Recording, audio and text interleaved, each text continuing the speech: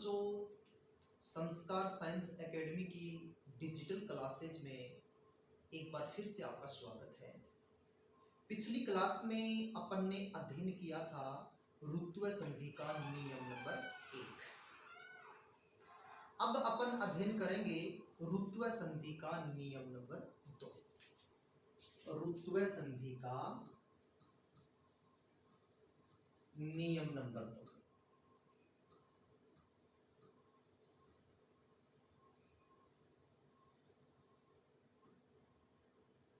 नियम नंबर 2। और ऋत्व संधि का नियम नंबर 2 क्या है? प्यारे विद्यार्थियों, यदि एकारांत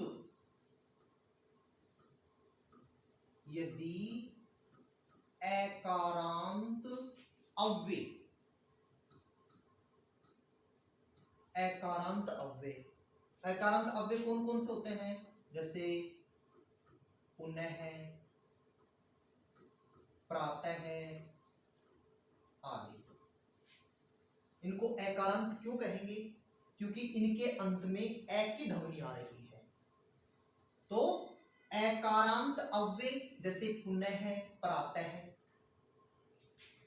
अथवा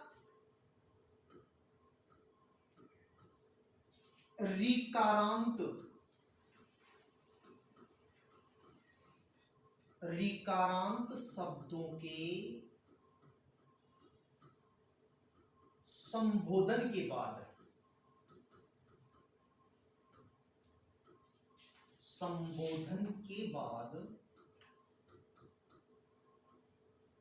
विसर्ग हो, और विसर्ग के बाद किसी भी वर्ग का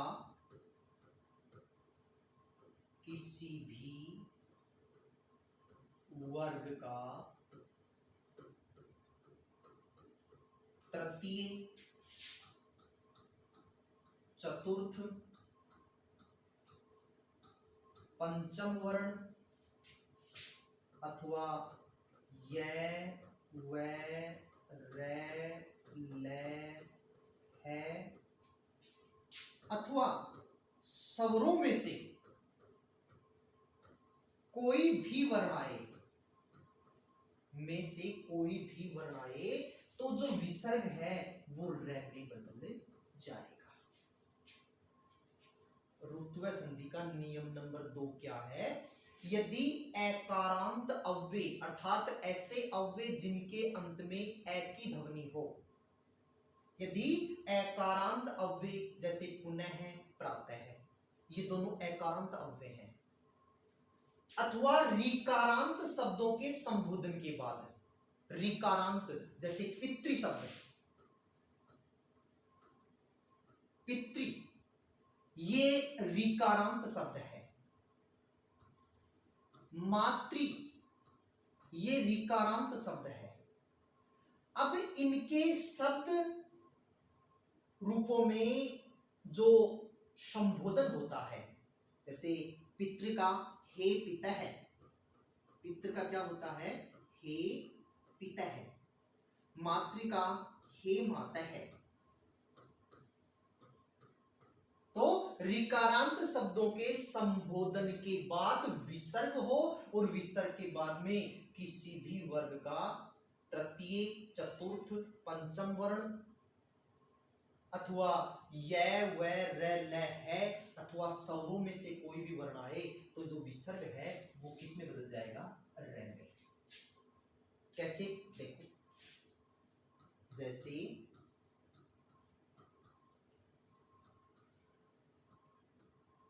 पुनः प्लस अत्र।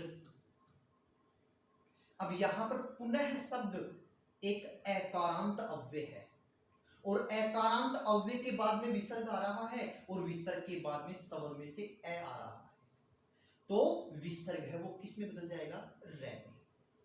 विसर्ग का र आधा बना, लेकिन उसके बाद में स्वर ए आ रहा है, तो र में ए जुड़ करके र पूरा हो जाएगा। तो शब्द आपका बनेगा पुनरत्र।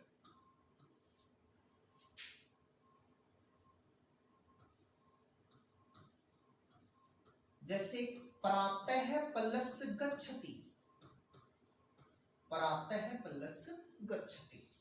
देखिए प्रातः शब्द एकारांत अव्यय है और एकारांत अव्यय के बाद में विसर्ग है और विसर्ग के बाद में वर्ग का तृतीय अक्षर है, तो विसर्ग है वो रे में बदल जाएगा। शब्द आपका बनेगा आपका प्रातर गच्छति, प्रातर गच्छति। नेक्स्ट एग्जांपल, पितः प्लस वंदे, पितः प्लस वंदे। पहले विद्यार्थियों पितः, हे पितः मतलब ऋकारांत शब्द का संबोधन है, ऋकारांत शब्द का क्या है संबोधन, और ऋकारांत शब्द के संबोधन के बाद में विसर्ग है और विसर्ग के बाद में य व र ल है में से वह आ रहा है, तो ये विसर्ग है वो रे में बदल जाएगा और शब्द आपका बनेगा पितृवंदे।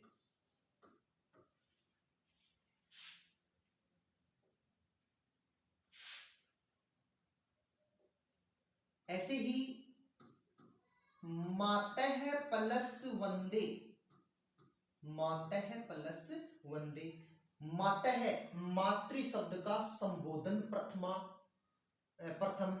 विभक्ति, प्रथमा एक वचन है, तो ऋकारांत शब्द के संबोधन के बाद में विसर्ग आ रहा है और विसर्ग के बाद में य व र ल में से वह आ रहा है, तो विसर्ग है वो रे में बदल जाएगा और शब्द आपका बनेगा मातृवंदे।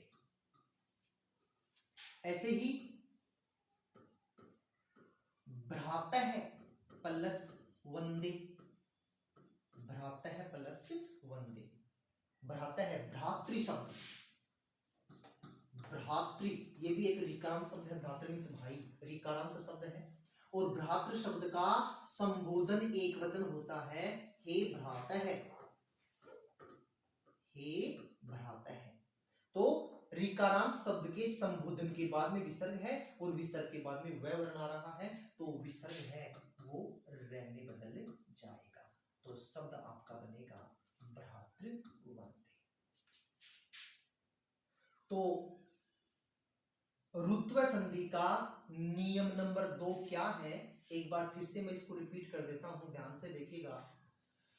नियम नंबर 2 क्या कहता है, यदि एकारांत अव्यय जैसे पुनः, प्रातः अथवा ऋकारांत शब्दों के संबोधन के बाद विसर्ग हो और विसर्ग के बाद किसी भी वर्ग का तृतीय, चतुर्थ, पंचम वर्ण अथवा य व र ल है अथवा स्वरों में से कोई भी वर्ण आए तो विसर्ग है वो रे में बदल जाता है। जैसे यहां पर पुनः है, पुनः एकारांत अव्यय है और एकारांत अव्यय के बाद में विसर्ग है और विसर्ग के बाद में स्वर वर्णों में से ए आ रहा है, तो विसर्ग है वो किस में बदल जाएगा, रे में। विसर्ग का रे आधा बना, रे के बाद में स्वर वर्ण ए आ रहा है, तो रे में ए जुड़ करके रे पूरा हो जाएगा, शब्द बनेगा आपका पुनर्अत्र। ऐसे ही एक एग्जांपल देखिए, पितः प्लस वंदे। पितः शब्द है वो पितृ शब्द का, पितृ शब्द का संबोधन एक वचन है, हे पितः। पितृ शब्द का संबोधन एक वचन पितः है, तो ऋकारांत शब्द के संबोधन के बाद में विसर्ग आ रहा है और विसर्ग के बाद में वह वर्ण आ रहा है, तो विसर्ग है वो किस में बदल जाएगा, रे में। मिलते हैं अब नेक्स्ट वीडियो में, धन्यवाद।